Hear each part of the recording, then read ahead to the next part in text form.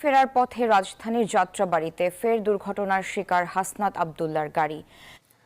চট্টগ্রামের লোহাগড়ায় দুর্ঘটনার কবলে পড়েছে হাসনাত আব্দুল্লাহ এবং সার্জিস আলমের বহরের একটি গাড়ি। তবে বাংলাদেশের মূলধারার যে কয়েকজন সমন্বয়ক রয়েছে তার মধ্যে হাসনাত আব্দুল্লাহ অন্যতম। গতকাল চট্টগ্রামে যাওয়ার পর থেকে কয়েক ঘন্টার ব্যবধানে তিনবার তার গাড়িটিতে দুর্ঘটনার শিকার হয়েছে।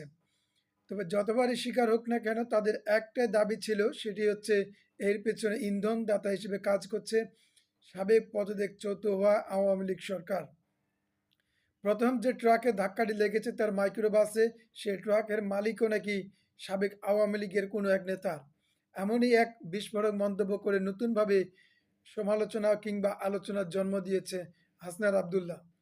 সেই সঙ্গে হাসনাত আব্দুল্লাহর একই পোস্টে শেয়ার করেছে সার্জিস আলম। চলুন আমরা কিছু খণ্ড খণ্ড বিশ্লেষণে দেখে আসতে পারি। তবে এই ঘটনার সঙ্গে আপনাদের কি মনে হচ্ছে সেটি অবশ্যই কমেন্টস বক্সে জানাবেন এবং সেই সঙ্গে চ্যানেলটি সাবস্ক্রাইবও করবেন। ধন্যবাদ সবাইকে।